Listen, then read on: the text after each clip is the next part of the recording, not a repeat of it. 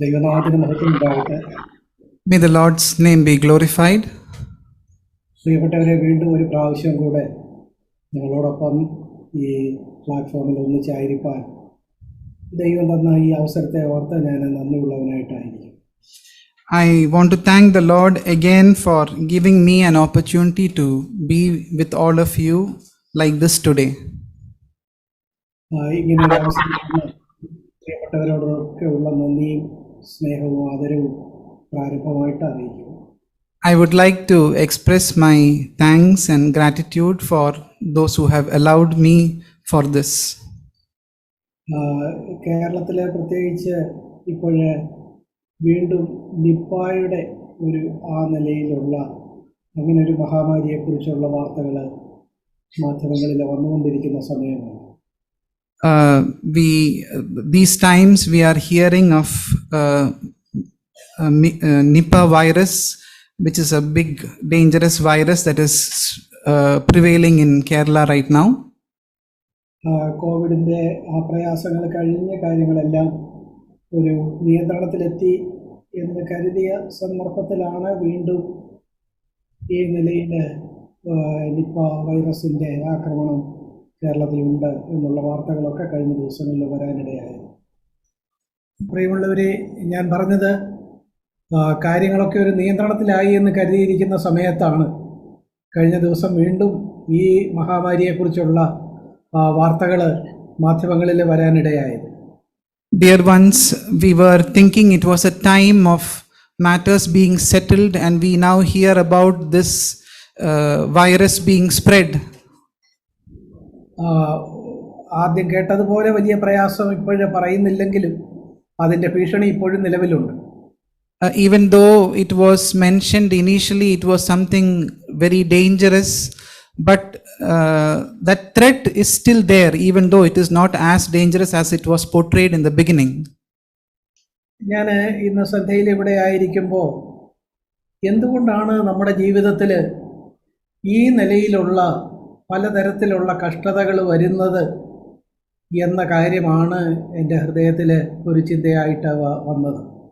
Today evening, the thought that I would like to share with all of you is, why is it that God is allowing such difficulties to be there in our lives?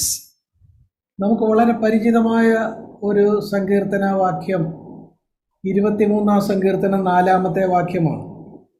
One familiar verse that we are all familiar verse is Psalms 23 verse 7.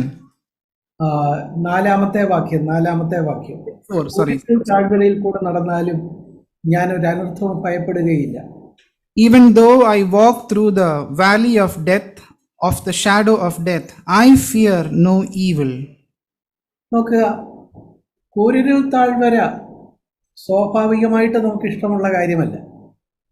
Walking through the valley of death is not something that we like naturally. എന്നാൽ അങ്ങനെയുള്ള സാഹചര്യം വന്നാലും നമ്മുടെ ധൈര്യം എന്താണ്? കർത്താവ് നമ്മുടെ കൂടെ ഉണ്ട്, അതുകൊണ്ട് ഞാനൊരു അനർത്ഥവും ഭയപ്പെടുകയില്ല എന്ന് ദാവീദ് പറഞ്ഞതാണ് പലപ്പോഴും നമ്മളെ ധൈര്യപ്പെടുത്തുന്ന കാര്യം. But even if we are to walk through that valley of death, like David is telling over here, because he is with me, I will not have fear.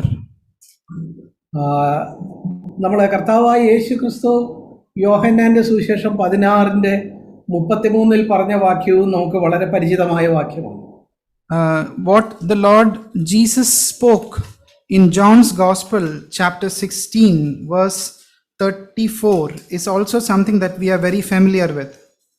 അവിടെ കർത്താവ് പറഞ്ഞിരിക്കുന്നു, ലോകത്തിൽ നിങ്ങൾക്ക് കഷ്ടമുണ്ട്. ബ്രദറെ, ആ വാക്യം ഏതായിരുന്നു? 33, sorry. Over there the Lord is telling, we have difficulties and tribulations in the world. ലോകത്തിൽ നമുക്ക് കഷ്ടമുണ്ട് എന്ന് കർത്താവ് തന്നെ പറഞ്ഞിരിക്കുകയാണ്. The Lord Jesus himself is telling that in the world you have tribulations. എന്നാൽ അതിനോട് ചേർന്ന് അവിടെ കൊണ്ട് നിർത്താതെ കർത്താവ് പറഞ്ഞു, എങ്കിലും ധൈര്യപ്പെടുവീൻ. But Jesus is telling along with that statement, but take courage. എന്തുകൊണ്ട്? കാരണം ഞാൻ ലോകത്തെ ജയിച്ചിരിക്കുന്നു. Why? Because I have overcome the world. പ്രിയപ്പെട്ടവരെ, നമ്മൾ ഭൂമിയിലായിരിക്കുന്നിടത്തോളം നമുക്ക് കഷ്ടതകൾ, പ്രയാസങ്ങൾ ഉണ്ടാകും. Dear ones, as long as we are here in this earth, we can have difficulties and trials and tribulations. എന്നാൽ ഈ കഷ്ടതകൾ എന്തുകൊണ്ടാണ് ദൈവം അനുവദിക്കുന്നത്? But why is the Lord permitting all these difficulties and trials? നാം നമ്മുടെ ജീവിതത്തിൽ ചിലപ്പോൾ കഷ്ടത കാണും. അടുത്തിരിക്കുന്ന സഹോദരനെ നോക്കുമ്പോൾ അദ്ദേഹത്തിന് ഒരു കഷ്ടതയുമില്ല. When we look into our lives, we might be going through a difficult time, but when we look at the brother who's sitting beside us, he might not be going through difficult times.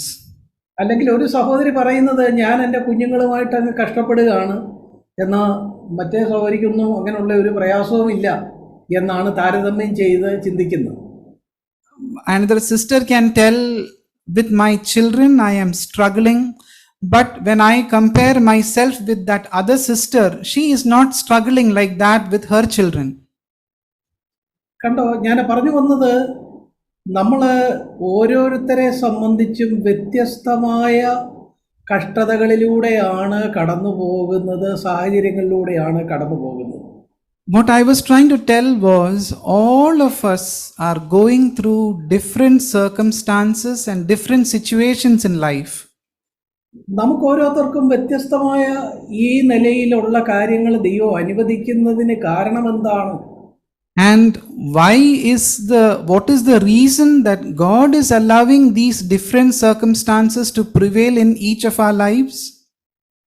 പ്രിയപ്പെട്ടവരെ, അതിന് വ്യത്യസ്തമായ വളരെ വേഗത്തിൽ നമുക്കൊരു 7 കാര്യങ്ങൾ ബൈബിളിൻ്റെ വെളിച്ചത്തിൽ ചിന്തിക്കാം എന്ന് കരുതുന്നു. I would like to think on 7 different reasons for this today from the Word of God.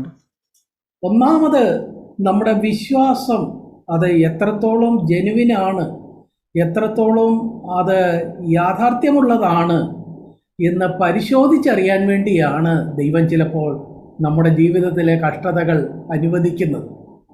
The first reason that I would like to tell why God is allowing these trials to come in our life is just to test whether we have genuine faith. Is that faith really true in our life? 1 പത്രോസ് 1-ാം വാക്യം നോക്കുക. 1 Peter chapter 1 verse 7. അഴിഞ്ഞു പോകുന്നതും തീയിൽ ശോധന കഴിക്കുന്നതുമായ പൊന്നിനേക്കാൾ നിങ്ങളുടെ വിശ്വാസത്തിൻ്റെ പരിശോധന വിലയേറിയത് എന്ന് യേശുക്രിസ്തുവിൻ്റെ പ്രത്യക്ഷതയിൽ പുകഴ്ചയ്ക്കും തേജസ്സിനും മാനത്തിനുമായി കാണുവാൻ അങ്ങനെ ഇടവരും. 1 Peter 1:7. 1 Pathros 1:7. So that the proof of your faith, being more precious than gold, which is perishable, even though tested by fire, may be found to result in praise and glory and honor at the revelation of Jesus Christ. ഇവിടെ നിങ്ങളുടെ വിശ്വാസം പരിശോധിക്കപ്പെടുകയാണ്. അതിൻ്റെ genuineness എത്രത്തോളം ഉണ്ട് എന്ന് കണ്ടെത്താൻ വേണ്ടി അത് പരീക്ഷിക്കപ്പെടുകയാണ് എന്നാണ് പറഞ്ഞിരിക്കുന്നത്. In this verse it is mentioned that we are going through times of testing to see how genuine is your faith. നമ്മളൊക്കെ പലപ്പോഴും വിശ്വാസികളാണ് എന്നാണ് സ്വയം അവകാശപ്പെടുന്നത്. Many a times all of us claim that we are all believers. നമ്മുടെ വിശ്വാസത്തെക്കുറിച്ച് നമ്മൾ പലപ്പോഴും പല കാര്യങ്ങളും അവകാശപ്പെടാറുമുണ്ട്. And we claim many things with regard to our faith. സ്കൂളിൽ പഠിക്കുന്ന കുഞ്ഞുങ്ങൾ ചിലപ്പോൾ പറയാറുണ്ടല്ലോ, ഞാൻ എല്ലാം പഠിക്കുന്നുണ്ട്, ഒന്നും ഒരു പ്രശ്നവുമില്ല എന്ന് പറയാറുണ്ട്. Children who are studying in schools, they many a times tell, I am studying very nicely, there is no problems. എന്നാൽ ആ കുഞ്ഞ് ശരിക്കും അവൻ പഠിക്കുന്നുണ്ടോ, അവന് അത് ഉൾക്കൊള്ളുന്നുണ്ടോ എന്ന് എങ്ങനെയാണ് അറിയുന്നത്? But the real question is the child really studying or not? How will one know? അതിനാണ് സ്കൂളുകളിൽ പരീക്ഷ വച്ചിരിക്കുന്നത്. It is for testing that child's knowledge, the schools have kept examinations. പരീക്ഷയിലൂടെ കുട്ടി കടന്നു പോകുമ്പോൾ അപ്പോഴാണ് അവൻ അവകാശപ്പെട്ടത് ശരിയാണോ അല്ലയോ എന്ന് അവന് തെളിയിക്കാൻ കഴിയുന്നത്. It is when that child goes through the examination can that child prove the claim that he is making, whether he has studied well or not, it is being proved. പരീക്ഷയിൽ പാസ്സാവുകയും നല്ല മാർക്ക് ലഭിക്കുകയും ചെയ്താൽ അതെ ആ കുഞ്ഞ് പറഞ്ഞത് ശരിയാണ്, അവൻ നന്നായി പഠിക്കുന്നുണ്ട് എന്ന് ആളുകൾക്ക് വ്യക്തമാകും. ആ പരീക്ഷയാണ് അത് വ്യക്തമാക്കിയത്.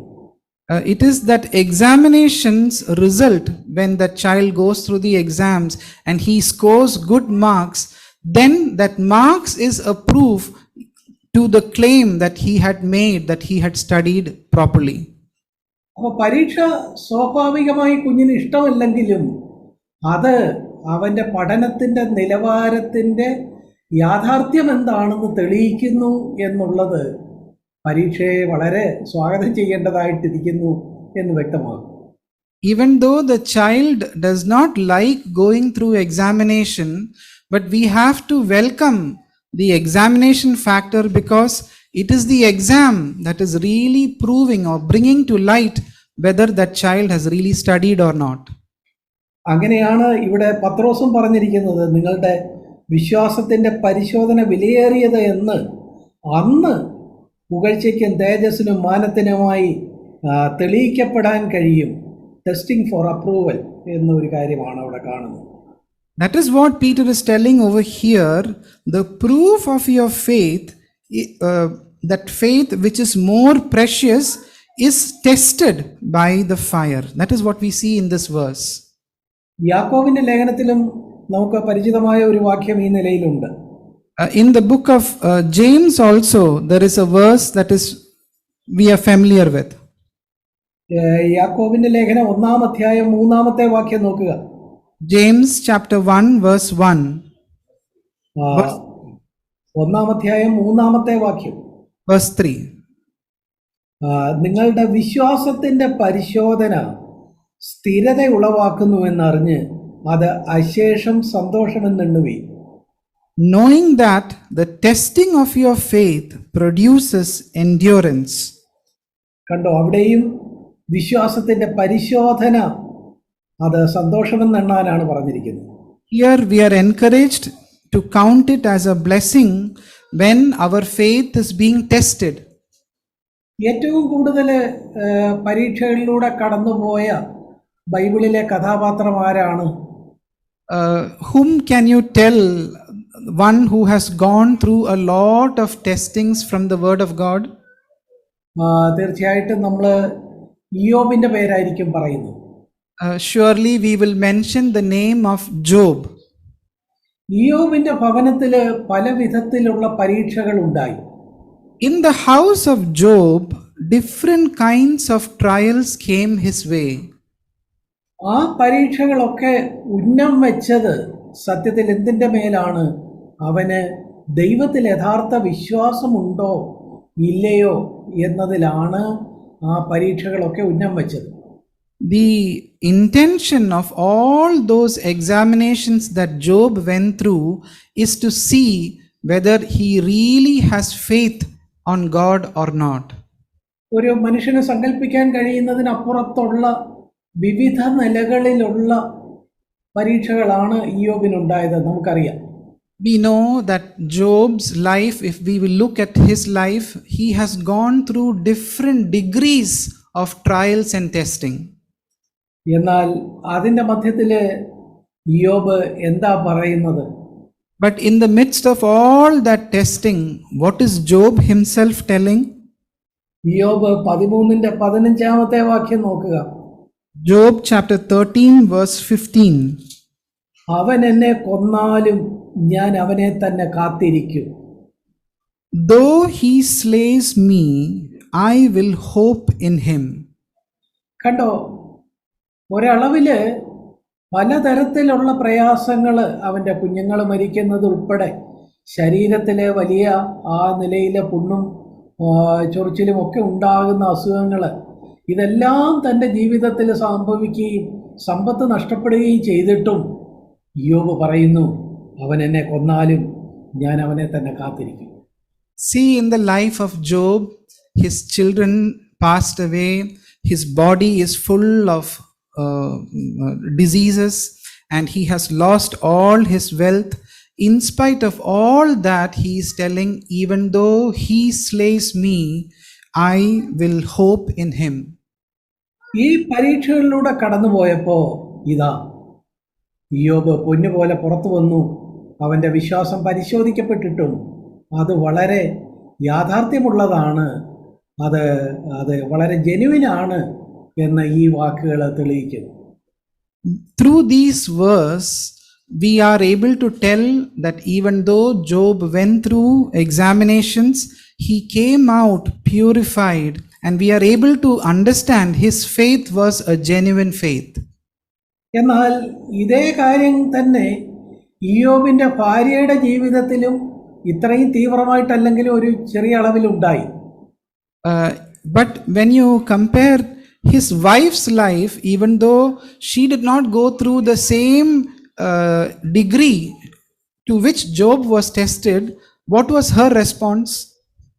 നോക്കുക, അതിൻ്റെ 2-ാം അധ്യായം 9-ാമത്തെ വാക്യത്തിൽ ആ പരീക്ഷയിലൂടെ കടന്നുപോയപ്പോൾ ഇയ്യോബിൻ്റെ ഭാര്യ ജയിച്ചോ ഇല്ലയോ എന്നുള്ളത് വെളിപ്പെടുത്തുന്നു. When we look at Job chapter 2 verse 9, we can understand whether his wife passed the exam or failed the exam. അവിടെ ഇയ്യോബിൻ്റെ ഭാര്യ പറയുകയാണ്, നീ ഇനിയും നിന്റെ ഭക്തി മുറുകെ പിടിച്ചുകൊണ്ടിരിക്കുന്നുവോ, ദൈവത്തെ ത്യജിച്ചു പറഞ്ഞ് മരിച്ചു കളക എന്നാണ് അവൾ പറയുന്നത്. Then his wife said to him, do you still hold fast your integrity? Curse God and die. അതേസമയം മറുവശത്ത് ഇയ്യോബ് പറയുന്നത് എന്താ? അവൻ എന്നെ കൊന്നാലും ഞാൻ അവനെ തന്നെ കാത്തിരിക്കും. But on the other side, what is Job telling? Even if he slays me, he kills me, I will still hope for him. കണ്ടോ, ഏതാണ്ട് ഒരേ തരത്തിലുള്ള പരീക്ഷ രണ്ടുപേരും എഴുതി. ഒരാൾ പരീക്ഷയിൽ പാസ്സായി, മറ്റേ ആൾ തോറ്റുപോയി. You see, both of them wrote the same examination paper, but one passed and the other failed. ഈ നിലയിൽ ഒരു പരീക്ഷ ആ ഭവനത്തിൻ്റെ നേരെ ഉണ്ടായിരുന്നില്ലെങ്കിൽ ഈ രണ്ടുപേരുടെയും വിശ്വാസത്തിൻ്റെ യാഥാർത്ഥ്യം ദൈവത്തിനോ അല്ലെങ്കിൽ നമ്മളെ സംബന്ധിച്ചോ നമുക്ക് ലോകത്തിനോ മനസ്സിലാക്കാൻ കഴിയുമായിരുന്നില്ല. See, if such an examination paper was not handed over to Job and his family, neither us or the world will know whether their faith was genuine or not. പ്രിയപ്പെട്ടവരെ, ഈ വിശ്വാസം പരിശോധിച്ച് തെളിയിക്കപ്പെടാൻ വേണ്ടിയാണ് പരീക്ഷകൾ പലപ്പോഴും അനുവദിക്കപ്പെടുന്നത്. Dear ones, we are all given examinations and trials to test whether our faith is genuine or not. രണ്ടാമത് നമുക്ക് വിശ്വാസികൾക്ക് പരീക്ഷകൾ ഉണ്ടാകുന്നതിനുള്ള ഒരു കാരണം നമ്മൾ ക്രിസ്തുവിൻ്റെ സ്വഭാവത്തോട് അനുരൂപപ്പെടാൻ വേണ്ടിയാണ്. The second reason why the Lord allows trials and testings in our life is to become more and more closer to the nature of Jesus Christ. നമുക്ക് വളരെ പരിചിതമായ വാക്യമാണ് റോമർ 8:29. All of us are very familiar with Romans chapter 8 verse 29. അവൻ മുന്നറിഞ്ഞവരെ തൻ്റെ പുത്രൻ അനേക സഹോദരങ്ങളിൽ ആദ്യജാതനാകേണ്ടതിന് അവൻ്റെ സ്വരൂപത്തോട് അനുരൂപരാകുവാൻ മുൻനിയമിച്ചിരിക്കുന്നു. For those whom he foreknew, he also predestined to become conformed to the image of his son. അപ്പോൾ നമ്മുടെ ജീവിതത്തെക്കുറിച്ചുള്ള ദൈവത്തിൻ്റെ ലക്ഷ്യം എന്താണ്? നാം തൻ്റെ പുത്രൻ്റെ സ്വരൂപത്തോട് അനുരൂപരാകണം. So what is the ultimate aim of our Father? That we must all be conformed into the nature of his son.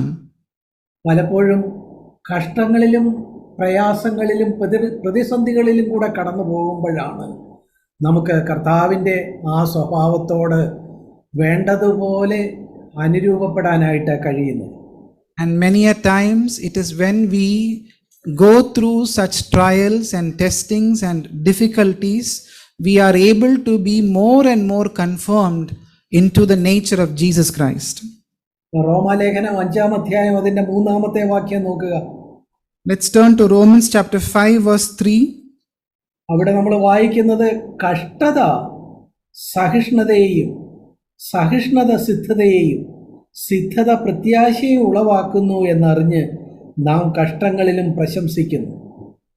But we also exult in our tribulations, knowing that tribulation brings about perseverance, and perseverance proven character, and proven character hope. സ്വാഭാവികമായിട്ട് ആരും കഷ്ടങ്ങളിൽ പ്രശംസിക്കാറില്ല. Naturally, nobody exalts and find joys when they go through tribulations.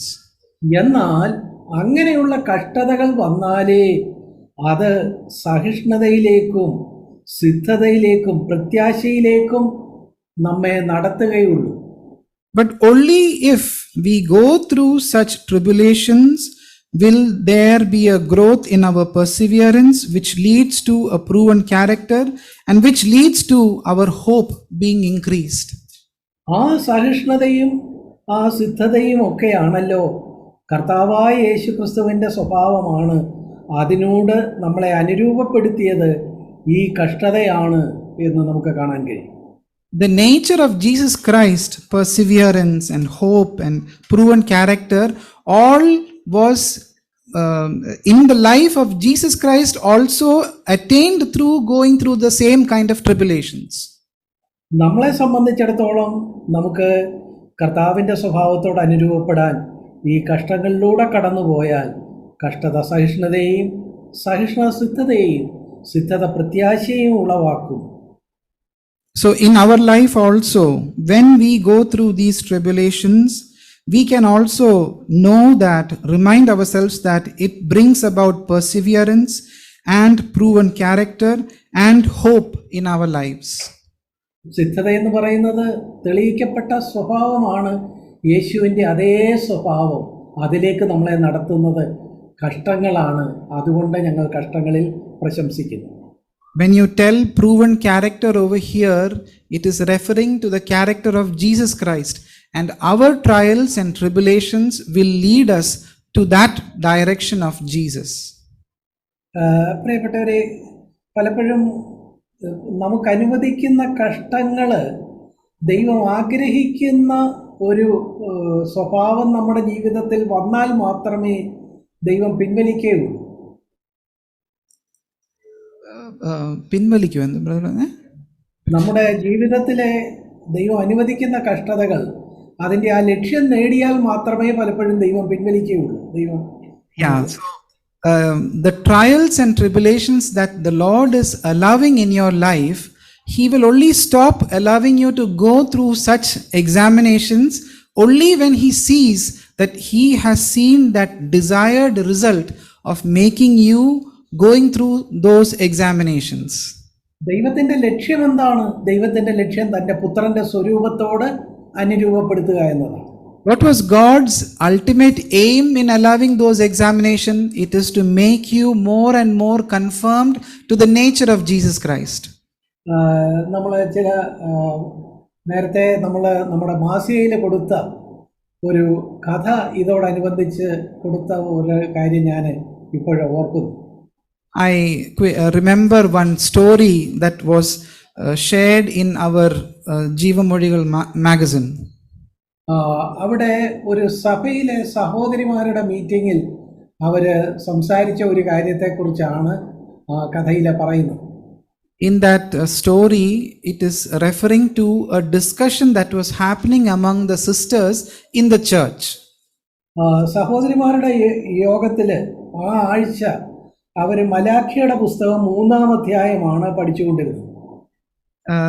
In that sisters meeting, they were studying from the book of Malachi chapter 3.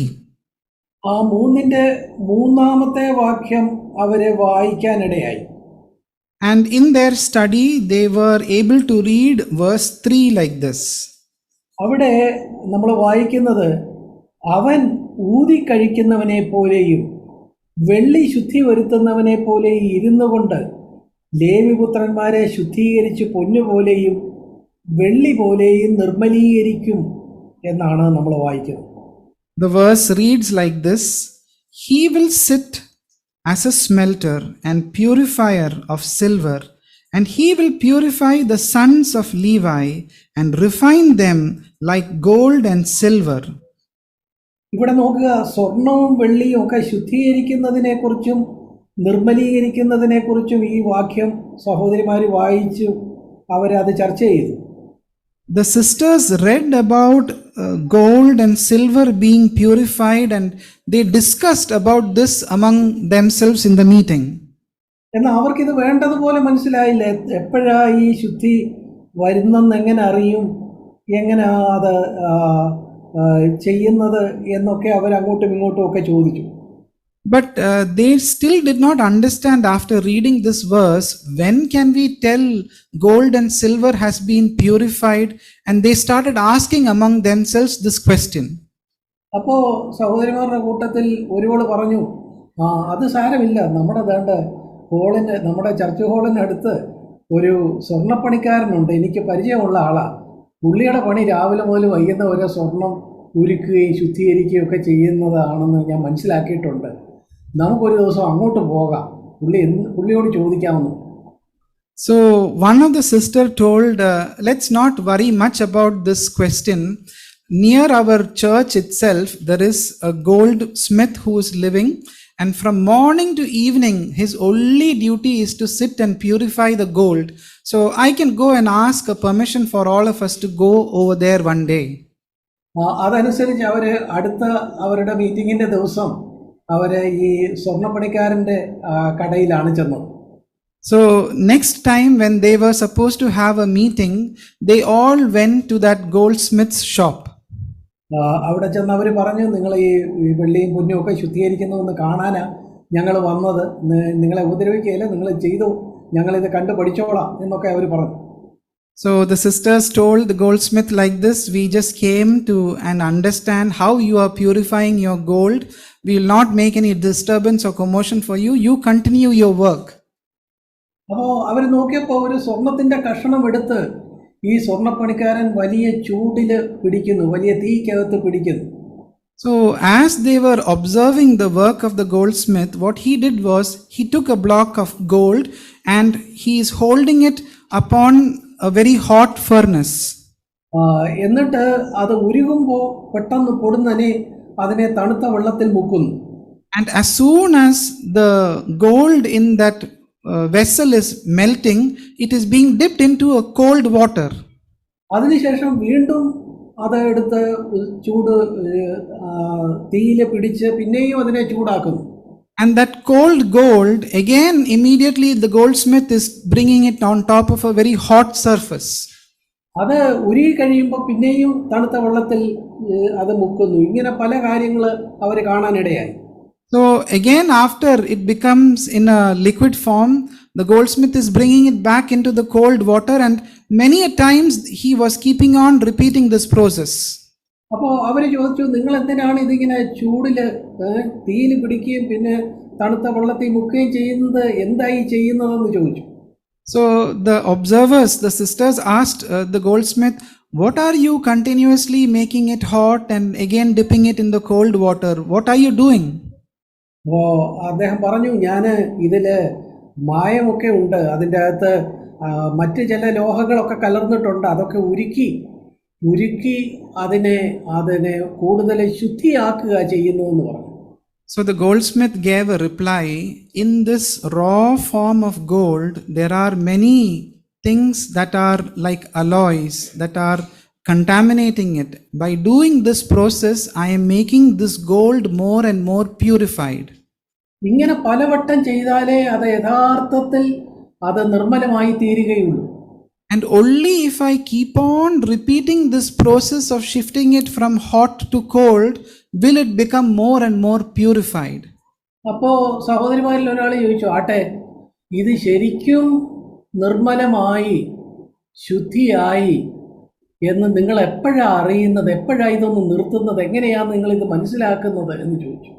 So one of the sister told and responded like this, okay, now you tell us, how do you know that this gold has really become pure? When are you going to stop this process? അപ്പോൾ ആ സ്വർണ്ണപ്പണിക്കാരൻ ഇങ്ങനെയാണ് പറഞ്ഞത്. So the goldsmith replied like this, ഈ ഉരുകിയ സ്വർണത്തിൽ എൻ്റെ മുഖം പ്രതിഫലിച്ച് കണ്ടാൽ അപ്പോഴെനിക്ക് മനസ്സിലാകും സ്വർണം പൂർണ്ണമായിട്ട് ശുദ്ധിയായി, അത് വേണ്ടതുപോലെ ഉരുകി ആ കീടങ്ങൾ മാറി എന്നെനിക്ക് മനസ്സിലാകും എന്ന് പറഞ്ഞു. this gold that I am melting, the moment my image gets reflected on that liquid form of gold, I will be able to understand, yes, all the wanted contaminations has been removed from that core gold that I had used initially. ഉരുകിയ സ്വർണത്തിൽ ഞാൻ നോക്കുമ്പോൾ അതിൽ എൻ്റെ മുഖം പ്രതിഫലിച്ച് കണ്ടാൽ അത് ശുദ്ധിയായി. In that gold, if my face gets reflected, then I know for sure that this is pure gold. സഹോദരിമാർക്ക് അപ്പോൾ കാര്യം മനസ്സിലായി. So sisters now understood the verse that they had read. കർത്താവിൻ്റെ മുഖം നമ്മൾ പ്രതിഫലിച്ച് കാണുമ്പോഴാണ് സത്യത്തിൽ നമ്മൾ യഥാർത്ഥത്തിൽ ശുദ്ധിയാകുന്നത്. When the image of the Lord gets reflected on us, it is at that point of time we can also tell that we have been purified by the Lord. കണ്ടോ, നമ്മളെ ഈ തീയിലൂടെയും വെള്ളത്തിലൂടെയും കടത്തിവിട്ട് ശുദ്ധീകരിക്കുന്ന കർത്താവിൻ്റെ മുഖം നമ്മുടെ ജീവിതത്തിൽ പ്രതിഫലിച്ച് കാണണം. അതാണ് കർത്താവ് ഈ കഷ്ടങ്ങളിലൂടെ ലക്ഷ്യമിടുന്നത്. The Lord wants His image to be displayed as He allows us to go through these difficult times of moving us from the hot and to the cold. അപ്പോൾ നമ്മൾ പറഞ്ഞത് വിശ്വാസത്തിൻ്റെ ഈ പരിശോധനകൾ വരുന്നത്, ഒന്ന്, അത് വിശ്വാസം ജെനുവിനാണോ എന്ന് തെളിയിക്കപ്പെടാനാണ്. രണ്ട്, നമ്മളെ ക്രിസ്തുവിൻ്റെ സ്വഭാവത്തോട് അനുരൂപപ്പെടുത്താനാണ് എന്നീ രണ്ട് കാര്യങ്ങൾ നമ്മൾ പറഞ്ഞു. So till now we saw two reasons why the Lord wants us to go through examinations. One, it is to test whether our faith is genuine. Two, it is to make sure that we are being more and more conformed into the image of Jesus Christ. മൂന്നാമതൊരു കാര്യം നമ്മൾ 2 കൊരിന്ത്യർ 1-ാം അധ്യായം 4-ാമത്തെ വാക്യത്തിൽ വായിക്കും. 2 Corinthians chapter 1 verse 4 we read the third reason. അവിടെ നമ്മൾ വായിക്കുന്നത്, ഞങ്ങൾ യാതൊരു കഷ്ടത്തിലുമുള്ളവരെ ആശ്വസിപ്പിപ്പാൻ ശക്തരാകേണ്ടതിന് ഞങ്ങൾക്കുള്ള കഷ്ടത്തിലൊക്കെയും അവൻ ഞങ്ങളെ ആശ്വസിപ്പിക്കുന്നു എന്നാണ്. The verse reads like this, who comforts us in all our affliction, so that we will be able to comfort those who are in any affliction with the comfort with which we ourselves are comforted by God. ഇവിടെ എന്താ പറയുന്നത്? What is this verse speaking to us? യഥാർത്ഥത്തിൽ കഷ്ടങ്ങളിലൂടെ കടന്നു പോകുന്ന മറ്റുള്ളവരെ നമുക്ക് ആശ്വസിപ്പിക്കണമെന്നുണ്ടെങ്കിൽ നമ്മളും സമാനമായ കഷ്ടങ്ങൾ നേരത്തെ അനുഭവിച്ചവരായിരിക്കണം. If we have to give comfort to those who are already going through a difficulty, we ourselves should have gone through those same trials so that we can give comfort to others. അപ്പോൾ ഈ കഷ്ടപ്പെടുന്ന മറ്റുള്ളവർക്ക് ഒരു ആശ്വാസമോ ഒരു തണലോ ഒരു അഭയമോ ഒക്കെ ആകാൻ വേണ്ടിയാണ് ദൈവം നമ്മുടെ ജീവിതത്തിലും കഷ്ടങ്ങൾ അനുവദിക്കുന്നത് എന്ന് മൂന്നാമതൊരു കാരണം നമുക്കിവിടെ കണ്ടെത്താം. So we can come to a conclusion. The reason why the Lord allows us to go through difficulty is so that we can be a comfort or a shelter or a shade to others who are going through the same kind of problems. ഒരു കഷ്ടത്തിലൂടെ കടന്നുപോയ ഒരാൾക്ക് മാത്രമേ സമാനമായ കഷ്ടത്തിലൂടെ കടന്നു പോകുന്ന ആളെ ആശ്വസിപ്പിക്കാൻ കഴിയുള്ളൂ. Only one who has gone through those same road of trials and testing can he give some comfort to the person who is traveling on that same road. നോക്കുക, തൻ്റെ ഒരു മകൻ അകാലത്തിൽ മരിച്ചുപോയ ഒരു അമ്മയ്ക്ക് മറ്റൊരു അമ്മയുടെ കുഞ്ഞിന് ഒരു അപകടം വരുമ്പോൾ അല്ലെങ്കിൽ അത് മരണത്തിലേക്ക് നീങ്ങുമ്പോൾ അവളെ യഥാർത്ഥത്തിൽ ചെന്ന് ആശ്വസിപ്പിക്കാൻ കഴിയും. Only a mother who have lost her own son can go to another mother whose son is going to the verge of death. പ്രിയപ്പെട്ടവരെ, ഞാൻ പറഞ്ഞു വന്നത്, നമ്മുടെ ജീവിതത്തിൽ ദൈവം ചില കാര്യങ്ങൾ അനുവദിക്കുന്നത് ഒരു പക്ഷേ സമാനമായ കഷ്ടത്തിലൂടെ പോകുന്ന മറ്റൊരാളെ ആശ്വസിപ്പിക്കാൻ, അവർക്കൊരു തണലാകാൻ, അവർക്കൊരു അഭയമാകാൻ, അവർക്കൊരു ആശ്വാസമാകാൻ ദൈവം നമ്മളെ ആയിരിക്കാം കണ്ടിരിക്കുന്നത്. അതുകൊണ്ടാവാം നമ്മളെ അതിലൂടെ കടത്തിവിടുന്നത്. Maybe the Lord has seen you as an instrument to be a comfort to that other person who is also going through the same kind of trials that you once went through. So that is why he is training you in such examinations. പക്ഷെ ഇവിടെ ശ്രദ്ധിക്കേണ്ട ഒരു കാര്യമുണ്ട്. നമ്മളെ ദൈവം കഷ്ടത്തിലൂടെ കടത്തിവിടുമ്പോൾ അത് നമ്മുടെ ഹൃദയം കഠിനപ്പെടുത്തി നമ്മൾ ദൈവത്തോടും ഒക്കെ പകയും പരിഭവവും ആ നിലയിലെ പരാതിയും ഉള്ളവരായിട്ടായിരുന്നാൽ നമുക്ക് പിന്നീട് മറ്റുള്ളവരെ ആശ്വസിപ്പിക്കാൻ കഴിയുകയില്ല. But one thing that we have to notice in this verse is, when God is allowing you to go through a particular trial, you start hardening your heart, you start complaining and grumbling, then he cannot use you as an instrument to give comfort to others. നമ്മൾ വായിച്ച വാക്യം ശ്രദ്ധിക്കുക. ഒന്നാമത് ആ കഷ്ടങ്ങളിലൂടെ കടന്നുപോയി ഒരു ആശ്വാസം പ്രാപിച്ചത് കൊണ്ടാണ് ആ സമാനമായ കഷ്ടത്തിലൂടെ കടന്നുപോയവരെ ആശ്വസിപ്പിക്കാൻ അവർക്ക് കഴിയുന്നത്.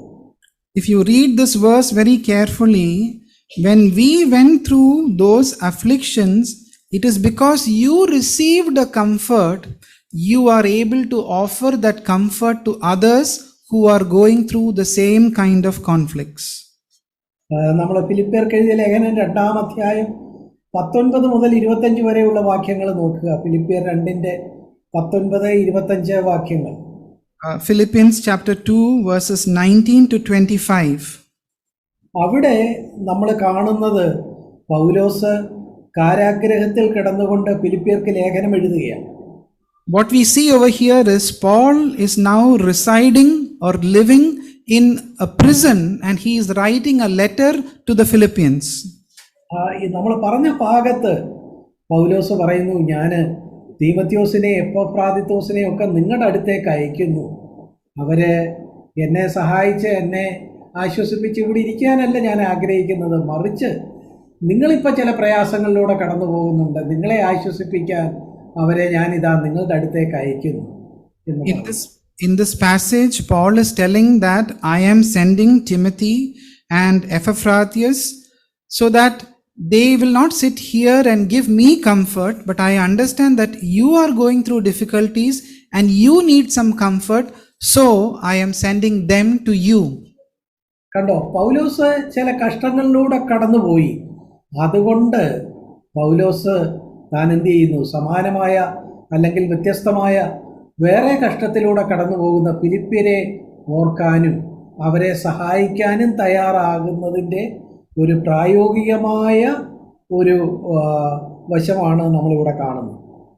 Paul went through trials and exams by the Lord, and what he learned from that, he is now wanting to give that comfort to the Philippians by sending them to the people of Philippians.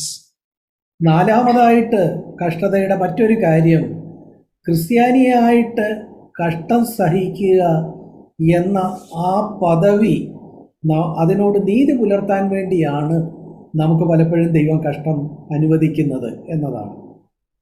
The next reason why God is allowing you to go through tribulations and trials is because you have been called as a Christian and it is to be able to give honor to that calling. Our calling is to go through sufferings, to have, it is to be faithful to that calling. 1 പത്രോസ് 4:14 നമ്മളത് കാണുന്നു. ക്രിസ്തുവിന്റെ നാമഹേതുവായി നിന്ന സഹിക്കേണ്ടി വന്നാൽ നിങ്ങൾ ഭാഗ്യവാന്മാർ. In 1 Peter chapter 4 verse 14 we read this verse. ക്രിസ്തുവിന്റെ നാമഹേതുവായി നിന്ന സഹിക്കേണ്ടി വന്നാൽ ഭാഗ്യവാൻ. For the name of Christ you are blessed. We are called so that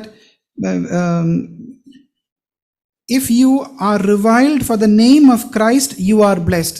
Because we have been called to be followers of Jesus Christ, that is our share of our calling. അതിന്റെ 16-ാമത്തെ വാക്യം നോക്കുക. ക്രിസ്ത്യാനിയായിട്ട് കഷ്ടം സഹിക്കേണ്ടി വന്നാൽ ലജ്ജിക്കരുത്. Verse 19, therefore, those also who suffer according to the will of God shall entrust their souls as a faithful to a faithful creator, and we should not shy away when God is allowing us to go through such sufferings. 1 പത്രോസ് 3:14 നമ്മൾ കാണുന്നത് 3:14 നീതി നിമിത്തം കഷ്ടം സഹിക്കേണ്ടി വരും, എന്നാലും നിങ്ങൾ ഭാഗ്യവാന്മാർ എന്നാണ് നമ്മളവിടെ കാണുന്നത്. In 1 Peter chapter 3 verse 14, even if you should suffer for the sake of righteousness, you are blessed. That is what we are. അപ്പൊ നോക്കുക, നമ്മൾ ഈ വാക്യങ്ങളിൽ നിന്നൊക്കെ കാണുന്നത് ക്രിസ്ത്യാനിയുടെ ആ നിലയില് അവൻ്റെ ഒരു അനുഭവമാണ് പലപ്പോഴും ഈ ലോകത്തിൽ നിന്ന് കഷ്ടങ്ങൾ സഹിക്കുക എന്നുള്ളത്. ആ പദവിയോട് നീതി പുലർത്താൻ വേണ്ടി ദൈവം നമുക്ക് അത് അനുവദിക്കുന്നു എന്ന് നമുക്ക് ഇവിടെ കാണാൻ കഴിയും. So from all these verses we can understand it is to be faithful to that calling of God. Because you have been called to be a Christian, your share is to go through sufferings, and for that he allows you to go through these trials. നമ്മൾ ഇന്ത്യയിലെ തന്നെ മണിപ്പൂരിലും മറ്റു പല സ്ഥലങ്ങളിലും ക്രിസ്ത്യാനി ആയതുകൊണ്ട് മാത്രം അനേകർ കഷ്ടങ്ങളിലൂടെ കടന്നു പോകുന്ന ഒരു സാഹചര്യമാണ് നമ്മളിപ്പോൾ കാണുന്നത്. Even in India, in places like Manipur, only because you are a Christian, you are going through some difficulties.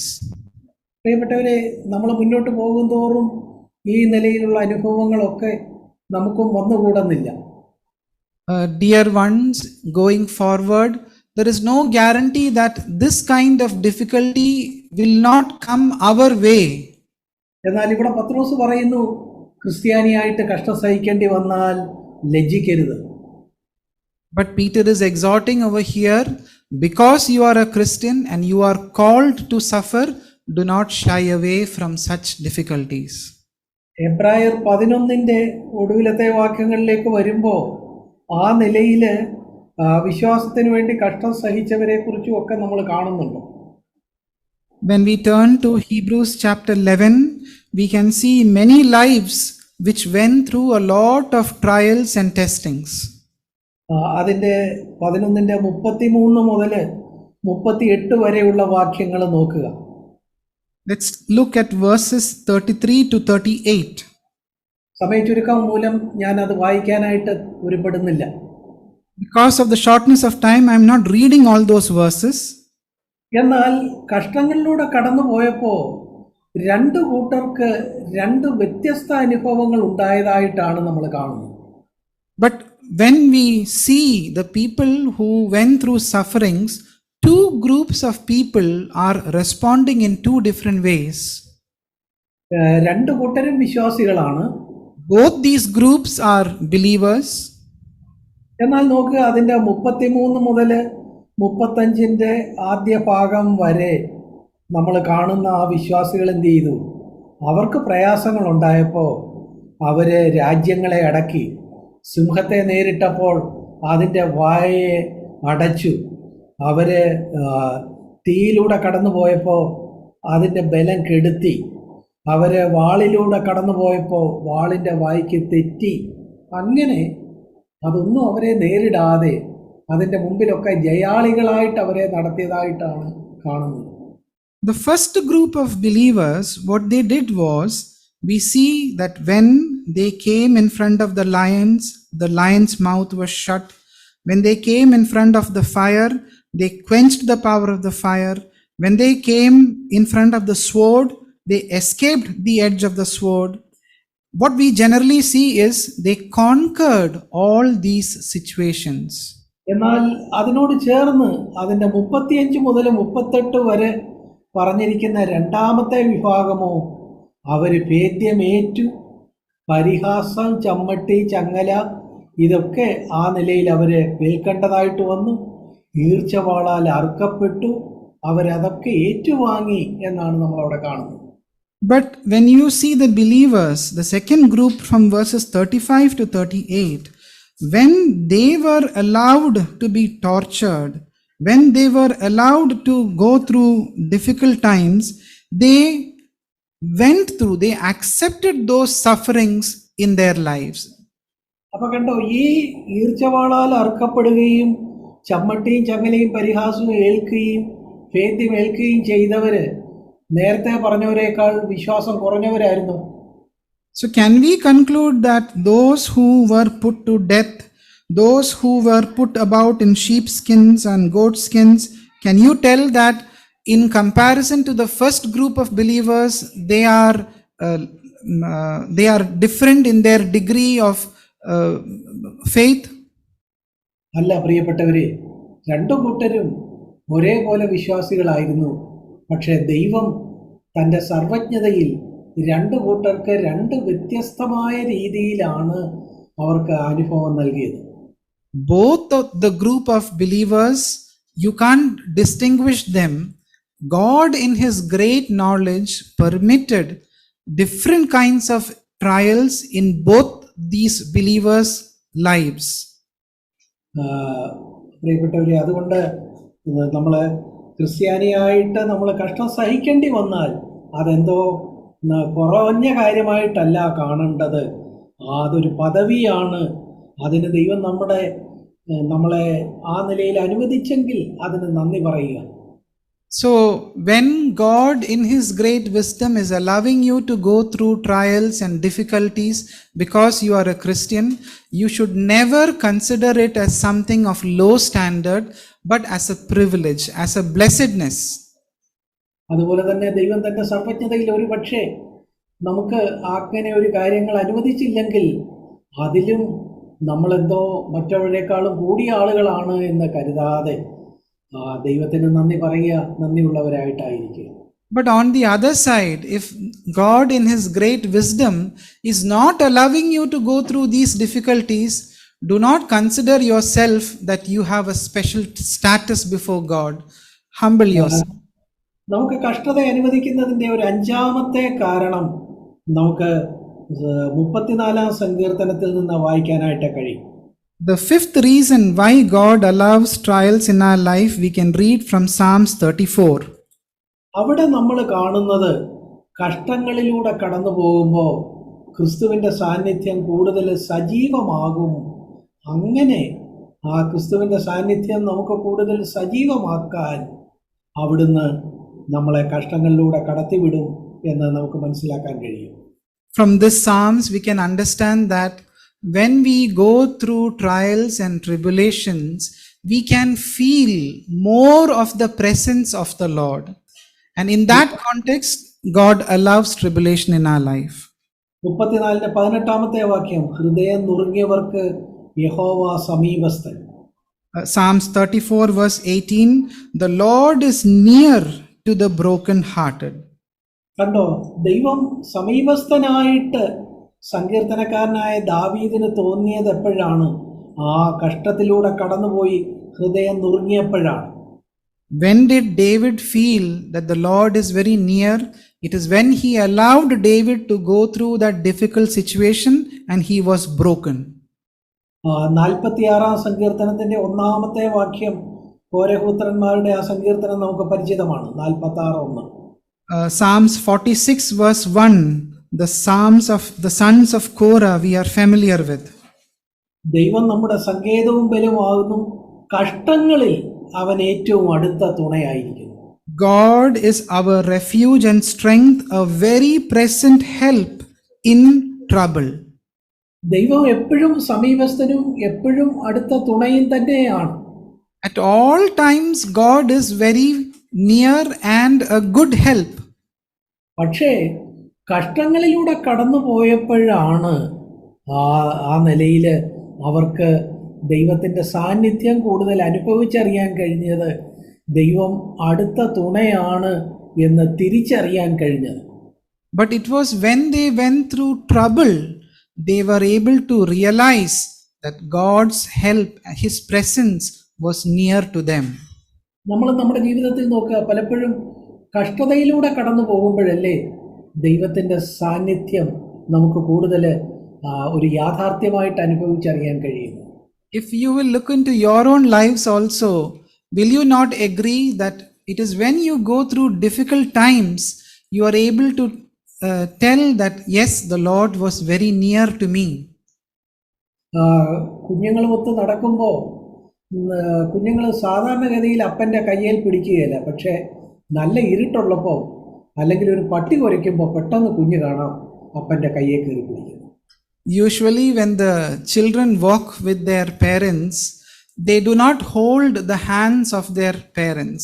But when they walk in darkness, or when a dog will start barking, they will quickly hold on to the hand of their parents.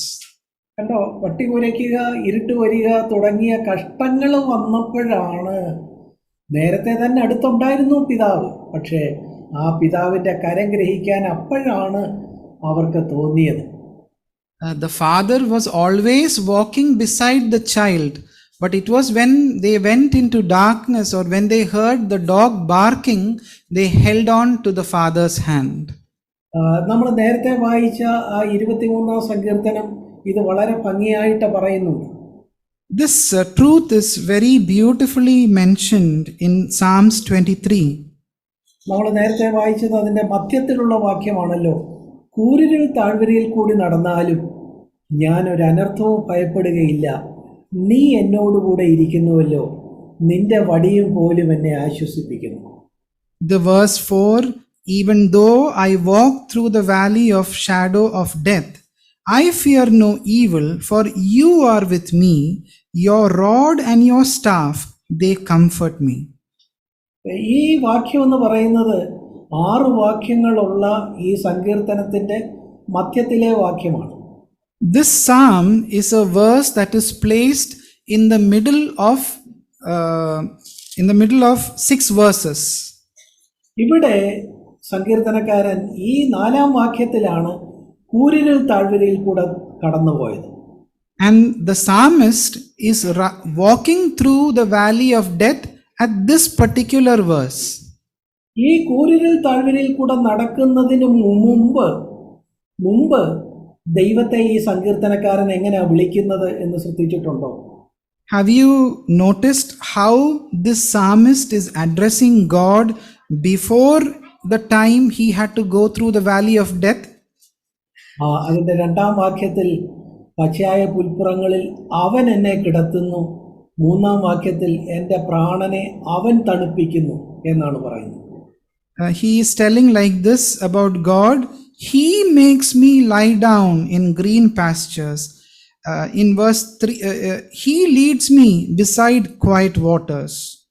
കണ്ടോ, ദൈവത്തെ അവൻ എന്നിങ്ങനെ ഒരു 3rd person സിംഗുലറിലാണ് സങ്കീർത്തനക്കാരൻ ഈ കൂരിരുൾ താഴ്വരയ്ക്ക് മുമ്പ് വിളിക്കുന്നത്. Before the psalmist went through the valley of shadow of death, he is addressing God as he, as a singular 3rd person. എന്നാൽ കൂരിരുൾ താഴ്വരയിൽ കൂടി കടക്കുമ്പം മുതൽ അതിനു ശേഷവും ദൈവത്തെ വിളിക്കുന്നത് കണ്ടോ, നീ എന്നോടുകൂടെ ഇരിക്കുന്നുവല്ലോ, നിന്റെ വടിയും കോലും, നീ എനിക്ക് വിരുന്നൊരുക്കുന്നു എന്ന് പറഞ്ഞ് ദൈവത്തെ മുഖാമുഖമായിട്ട് കണ്ട് യു എന്ന് ആ നിലയിൽ കണ്ടോ കുറച്ചുകൂടെ ഒരു അടുപ്പം വരുന്നത് നമുക്ക് കാണാൻ കഴിയും. But once the psalmist went through the valley of shadow of death, he is no longer addressing God as he, but someone whom he has seen, and he is addressing God as you. In many places, you are with me, your staff is a comfort to me, you have laid a table before my enemies. He is addressing. അവനിൽ നിന്ന് yes, അവനിൽ നിന്ന് നീയിലേക്കുള്ള ഈ മാറ്റം കൂരിരുൾ താഴ്വരയിൽ വെച്ചാണ് സംഭവിച്ചത്. The transformation of calling God from he to you occurred when he went through the valley of shadow of death. കുറച്ചുകൂടെ നമ്മുടെ ഹൃദയത്തോട് അടുത്ത് നിൽക്കുന്ന സംബോധന അവൻ എന്നുള്ളതിനേക്കാൾ നീ എന്നുള്ളതാണ്. We feel more intimate when we call not God as he, but we call God as you. നീ എന്ന് പറയുമ്പോൾ മുഖാമുഖമായിട്ട് കണ്ട് നേരിട്ട് സംസാരിക്കുന്ന ഒരു അനുഭവം. When you tell God as you, you are as though you have witnessed God in front of you and you are speaking to him face to face. സങ്കീർത്തനക്കാരൻ കണ്ടോ, കൂരിരുൾ താഴ്വരയിൽ കൂടെ കടന്നപ്പോൾ അതുവരെ ദൈവത്തെ അവൻ അവൻ അവൻ എന്ന് വിളിച്ചിരുന്നത് ഉടനെ നീ നീ നീ എന്ന് മാറും. So the psalmist, before he came to the valley of shadow of death, he was calling God as he addressed God as he, but afterwards he is addressing God as you. ദൈവത്തിന്റെ സാന്നിധ്യം കൂരിരുൾ താഴ്വരയിൽ വെച്ച് കൂടുതൽ സജീവമായി. So the presence of God, the nearness of God was more felt by the psalmist in the valley of his journey. നമ്മൾ ഇതുവരെ ദൈവം കഷ്ടങ്ങൾ അനുവദിക്കുന്നതിൻ്റെ 5 കാരണങ്ങളാണ് പറഞ്ഞത്. So we saw 5 different reasons why God is allowing difficulties and trials in our life. ഈ 5 കാര്യങ്ങളും വളരെ പോസിറ്റീവായ കാര്യങ്ങളായിരുന്നു. And all these 5 reasons that we spoke are on a positive note. ഒന്നാമത് നമ്മൾ പറഞ്ഞത് നമ്മുടെ ഉള്ളിലുള്ള വിശ്വാസം തെളിയിക്കപ്പെടാൻ ആണ് ഈ കഷ്ടത തരുന്നത്. The first reason that we saw is to prove the genuineness of our faith. രണ്ടാമത് പറഞ്ഞത് ക്രിസ്തുവിന്റെ സ്വഭാവത്തോട് കൂടുതൽ അനുരൂപപ്പെടാനാണ് ഈ കഷ്ടത തരുന്നത്. Second, we saw it is to help us to become more conformed into the image of Jesus Christ. മൂന്നാമത് നമ്മൾ പറഞ്ഞത് കഷ്ടപ്പെടുന്ന മറ്റുള്ളവർക്ക് ഒരു ആശ്വാസവും തണലും അഭയവും ആകാൻ വേണ്ടിയാണ് നമുക്ക് ഈ കഷ്ടത തരുന്നത്. God is allowing us to go through these difficulties so that we can be a comfort or a shelter to others who are going in through the same situations. നാലാമത് നമ്മൾ പറഞ്ഞത് ക്രിസ്ത്യാനിയായിട്ട് കഷ്ടം സഹിക്കുന്ന പദവിയോട് നീതി പുലർത്താൻ വേണ്ടിയാണ് ദൈവം നമുക്ക് ഈ കഷ്ടതകൾ അനുവദിക്കുന്നത്. The fourth reason that we saw is so that when we go through trials, we can be faithful to those struggles because we are called to suffer in our life. അഞ്ചാമതായിട്ട് നമ്മൾ കണ്ടത് ക്രിസ്തുവിന്റെ സാന്നിധ്യം കഷ്ടങ്ങളിൽ കൂടുതൽ സജീവമാകും എന്നുള്ളതാണ്. And the fifth reason that we saw was it is in our difficulties and trials we feel the presence of God more. He is more near to us.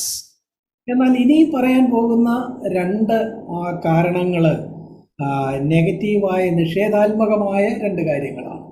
But the next 2 reasons that we are going to see now are on a negative note. നമുക്ക് ഗലാത്യർക്ക് എഴുതിയ ലേഖനം 6-ാം അധ്യായത്തിന്റെ 8-ാമത്തെ വാക്യം നോക്കാം. Galatians chapter 6 verse 8. അവിടെ ജഡത്തിൽ വിതയ്ക്കുന്നവൻ ജഡത്തിൽ നിന്ന് നാശം കൊയ്യും എന്ന് നമ്മൾ കാണുന്നു. We read like this, that those who sows to his own flesh will from the flesh reap corruption. പ്രിയമുള്ളവരെ, കർത്താവിനെ അറിയുന്നതിന് മുമ്പ് നമ്മൾ ചെയ്ത തെറ്റുകളുടെ സ്വാഭാവിക പരിണത ഫലമായിട്ട് നമുക്കിന്ന് കഷ്ടങ്ങൾ വരാം. What we read over there was, before we came to know the Lord personally, we have sown some seeds, and the reaping of those seeds would be the reason for our difficulties. ഉദാഹരണത്തിന് കർത്താവിനെ അറിയുന്നതിന് മുമ്പ് മദ്യപാനം ഒരു ശീലമാക്കിയ ഒരാളെ കുറിച്ച് ചിന്തിക്കുക. Let us consider a person who, before knowing the Lord, was a drunkard. ഓ, കർത്താവിനെ അറിഞ്ഞു രക്ഷിക്കപ്പെട്ടു, അതുകൊണ്ട് ഈ ദീർഘവർഷങ്ങൾ മദ്യപാനം മൂലം അവനുണ്ടായ ലിവർ സിറോസിസോ അങ്ങനെയുള്ള അസുഖങ്ങളോ ഉടനെ മാറുകയില്ല, മറിച്ച് അതിൻ്റെ പരിണിത ഫലം അവൻ അനുഭവിക്കേണ്ടതായിട്ട് വരും. Because of his long time span of drinking alcohol, from the day he is saved, it does not mean that maybe his condition of liver cirrhosis just evaporates suddenly. The consequences of what he did in the past, he will have to bear. ഞാൻ നമ്മൾ മാത്രമുള്ളതുകൊണ്ട് ഞാനൊരു സംഭവം ഓർക്കുന്നത് ഇങ്ങനെ പറയാം. I would like to recite something that an incident. ഇവിടെ ചില വർഷങ്ങൾക്ക് മുമ്പ് ഞങ്ങളുടെ പ്രാദേശിക സഭയിലെ ഒരു കുടുംബം, HIV പോസിറ്റീവായ ഒരു കുടുംബം, അവരോട് സുവിശേഷം പറയാനും അവർ രക്ഷയിലേക്ക് വരാനും ഇടയായി. In our local church, we were able to tell the gospel to a family where there was HIV positive. ഭാര്യയും ഭർത്താവും ആ നിലയിൽ ഈ ഒരു വിഷമത്തിലൂടെ കടന്നു പോകുന്ന ഒരു കുടുംബമായിരുന്നു. That was a family, both husband and wife, they were going through this difficulty. അവരെ കർത്താവിനെ സ്വീകരിച്ച് മുന്നോട്ട് വന്നെങ്കിലും അസുഖം പിന്നെയും തുടർന്നു. Even though they both accepted Jesus Christ and came forward, that sickness still continued in their life. ഞാൻ നേരത്തെ പറഞ്ഞതുപോലെ വളരെ വർഷങ്ങൾ മദ്യപാനം ശീലമാക്കിയിരുന്ന ഒരുവൻ, അവന് ഉണ്ടാകുന്ന ലിവർ സിറോസിസ് പോലെ ജഡത്തിൽ വിതച്ചാൽ അതിലൊരു കൊയ്ത്ത്, നാശം കൊയ്യുക എന്നത് പ്രകൃതിയുടെ ഒരു സ്വാഭാവിക രീതിയാണ്. അതിൻ്റെ ഫലമായിട്ടും ചിലർക്ക്, വിശ്വാസത്തിൽ ഇന്നുള്ള ചിലർക്ക് ചില കഷ്ടങ്ങൾ ഉണ്ടാകാം. According to this verse, what we have sown in the flesh and the reaping of that flesh will continue even though we have become children of God. ഒടുവിലായിട്ട് നമുക്ക് ആ നിലയിലുള്ള ചില കഷ്ടതകൾ ദൈവം നമുക്ക് തരുന്നത് നമ്മെ ഒരു ബാലശിക്ഷ നടത്തുന്നതാകാം എന്ന കാര്യവും നമ്മൾ ഓർക്കണം. Let us look at the last reason why God is allowing such trials in our life. It is in one sense that God is correcting us. സദൃശ്യവാക്യം 13:24 നമ്മൾ ഇങ്ങനെയാണ് വായിക്കുന്നത്: വടി ഉപയോഗിക്കാത്തവൻ തൻ്റെ മകനെ പകയ്ക്കുന്നു. Proverbs chapter 13:24. 13 verse 24. വടി ഉപയോഗിക്കാത്തവൻ തൻ്റെ മകനെ പകയ്ക്കുന്നു, അവനെ സ്നേഹിക്കുന്നവനോ ചെറുപ്പത്തിലേ അവനെ ശിക്ഷിക്കുന്നു.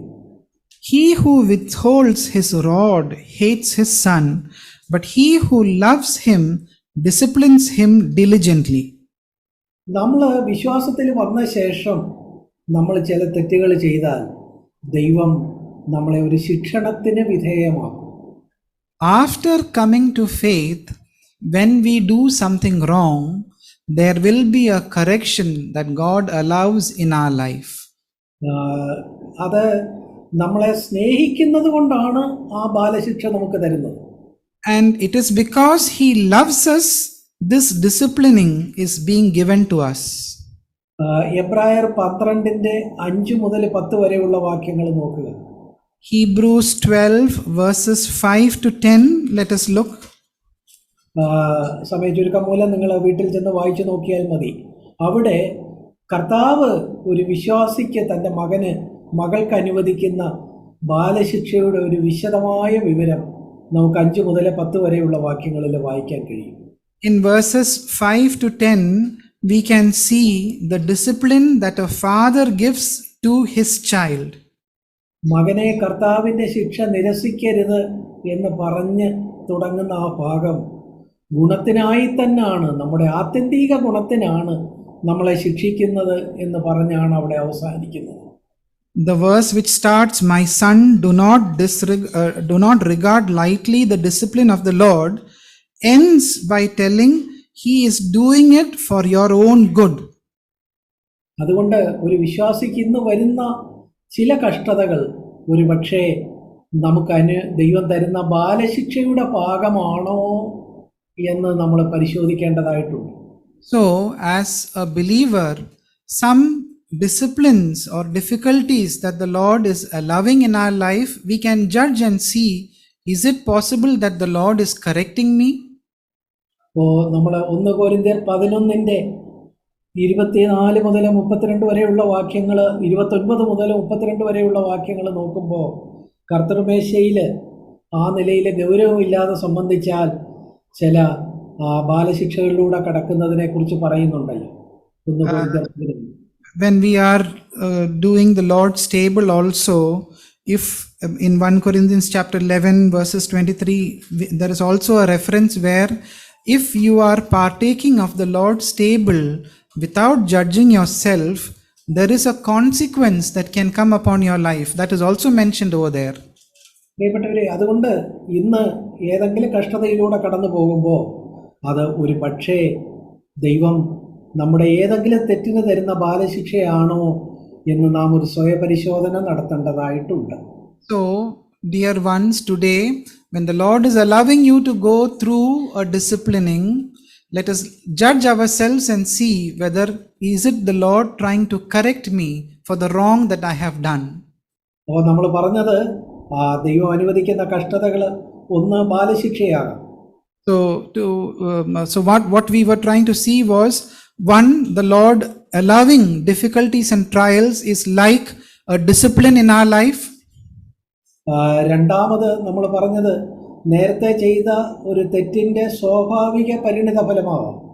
Or it can also be the fruit of what you have sown in your flesh in your previous times before knowing the Lord. അല്ലെങ്കിൽ നേരത്തെ നമ്മൾ പറഞ്ഞതുപോലെ പോസിറ്റീവായ 5 കാര്യങ്ങളാകാം.